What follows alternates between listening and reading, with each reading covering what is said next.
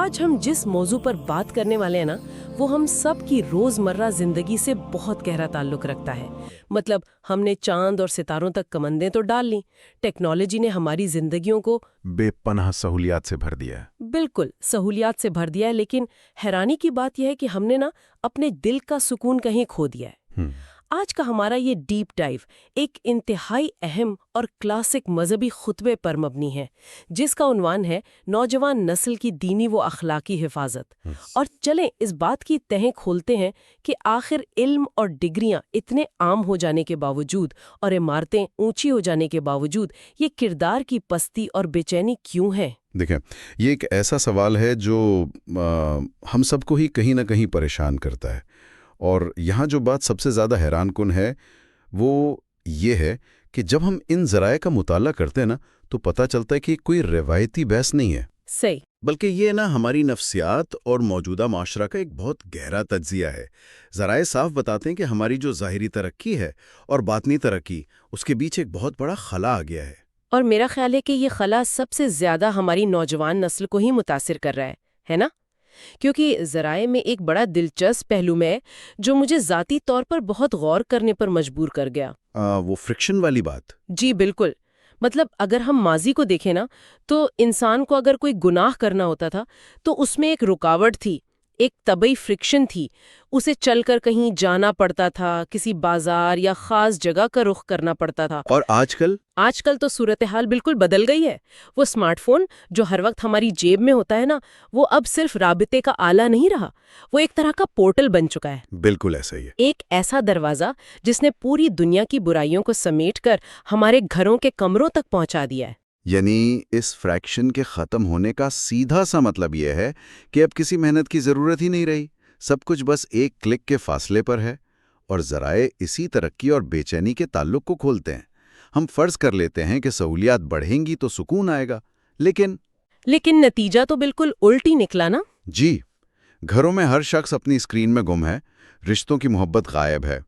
خطبہ اس کی بنیادی وجہ یہی بتاتا ہے کہ موجودہ نسل اپنی دینی اقدار سے کٹ چکی ہے۔ اب ظاہر ہے جب درخت کی جڑیں ہی کٹ جائیں گی تو آندھی اسے کیسے برداشت کرے گی؟ یہ تو ہے، اور جب ہم معاشرے کی اس حالت کو دیکھتے ہیں نا تو فوراً ایک بحث چھڑ جاتی ہے کہ بھائی اس کا ذمہ دار کون ہے؟ معاشرہ ہے یا تعلیمی نظام ہے؟ ہاں، یا پھر نوجوان خود قصوروار ہیں۔ لیکن ذرائع ہمیں ادھر ادھر الجھانے کے بجائے سیدھا قرآنی اصولوں کی طرف لے جاتے ہیں۔ جی، اور یہ اس خطبے کا ایک بہت ہی طاقتور حصہ ہے۔ ذرائع میں سورۃ التحریم کی ایک آیت نمبر 6 کا حوالہ دیا گیا ہے کہ اے ایمان والوں، اپنی جانوں اور اپنے گھر والوں کو اس آگ سے بچاؤ۔ اب اگر اس کی لسانی ترتیب پر ہم غور کریں نا تو قرآن نے براہ راست یہ نہیں کہا کہ جاؤ اور بچوں کو بچاؤ۔ تو پھر کیا ترتیب ہے؟ پہلے فرمایا قُوُّ أَنفُسَكُمْ، مطلب اپنی جانوں کو بچاؤ، اور پھر اس کے بعد کہا وَأَهْلِيكُمْ، یعنی اور پھر اپنے گھر والوں کو۔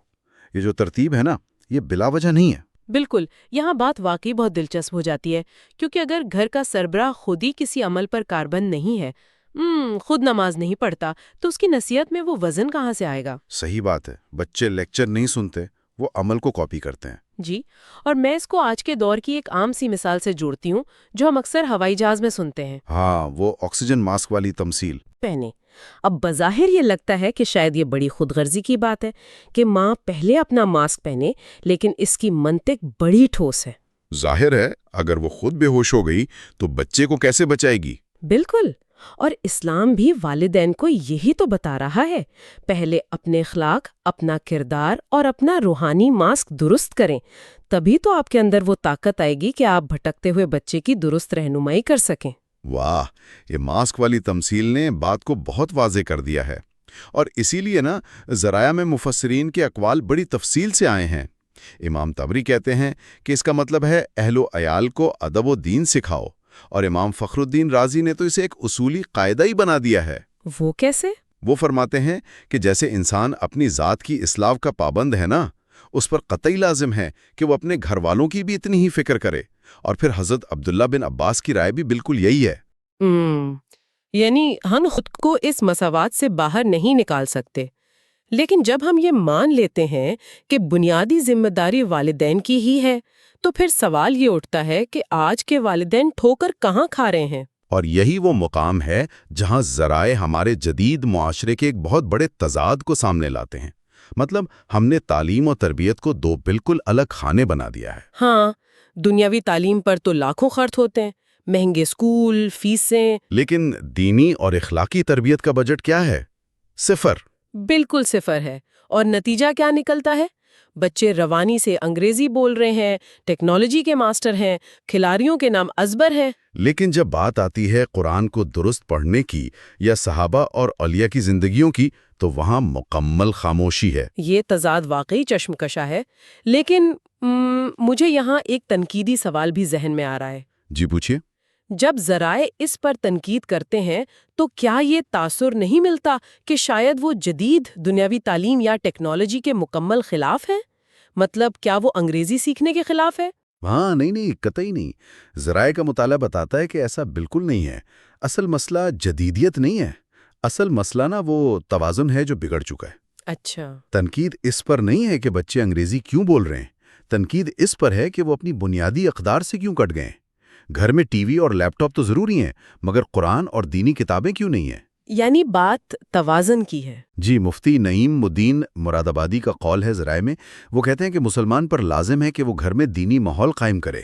ترمذی شریف کی حدیث بھی اس بات کا نچوڑ ہے کہ باپ اپنی اولاد کو بہترین ادب سے بڑھ کر کوئی تحفہ نہیں دے سکتا۔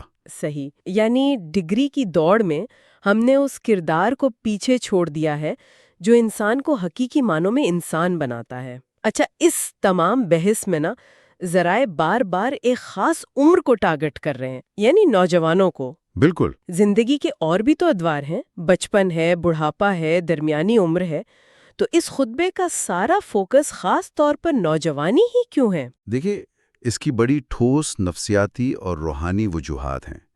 نوجوانی انسان کی زندگی کا سب سے توانا لیکن ساتھ ہی سب سے نازک دور ہوتا ہے۔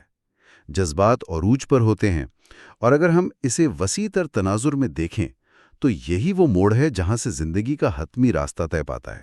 تو اس سب کا اصل مطلب کیا ہے؟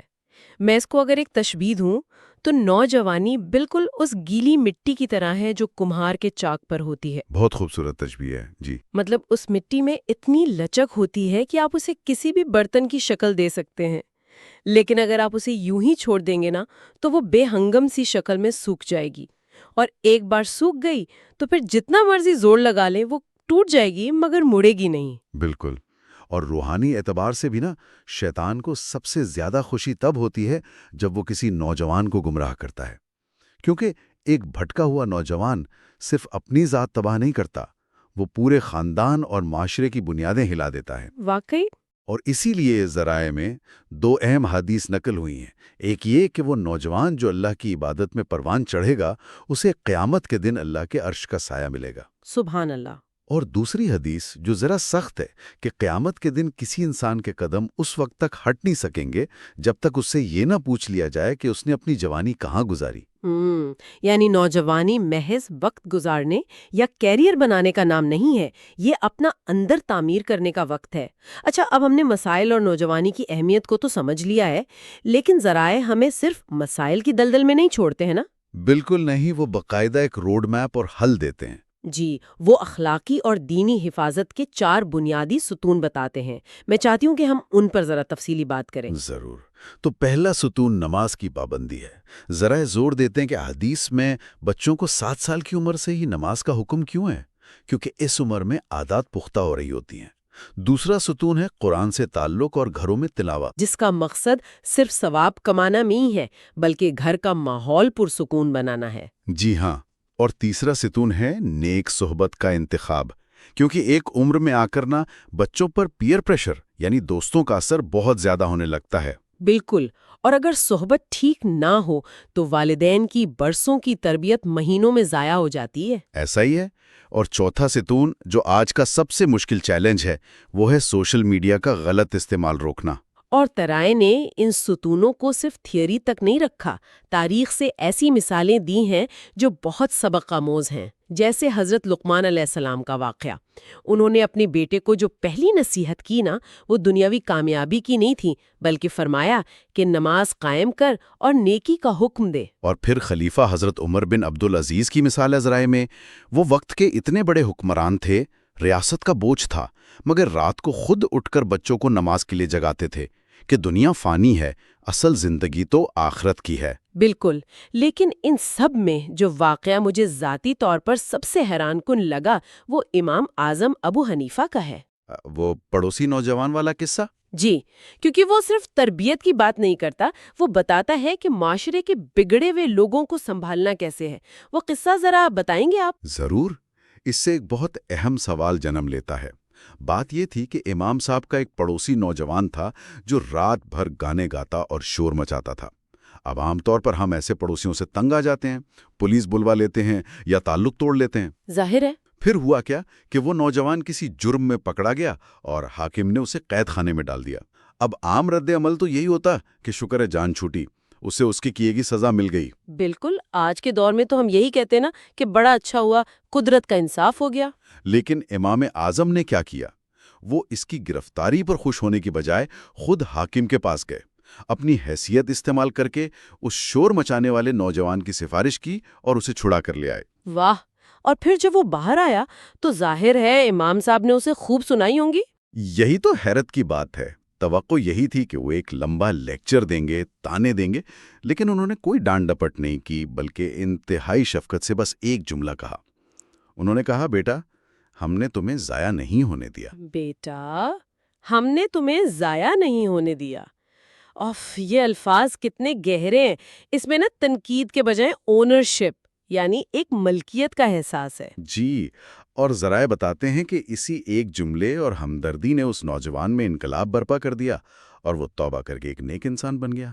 اس سے یہ پتہ چلتا ہے کہ اسلام کا اصل طریقہ گناہ گار سے نفرت نہیں ہے، بلکہ گناہ سے نفرت ہے، اسے ضائع نہیں ہونے دینا، محبت سے واپس جوڑنا ہے۔ بالکل، اور یہی اس پورے تجزیے کا نچوڑ ہے کہ آج کی نسل کا امتحان ماضی سے کہیں زیادہ سخت ہے۔ صرف مال جمع کرنا یا ڈگریاں دلوانا کامیابی نہیں ہے، اصل کامیابی ایمان کی حفاظت ہے۔ اگر ہم نے آج فکر نہ کی، مسجدیں خالی ہو گئیں، تو خاندانی نظام پورا بکھر جائے گا۔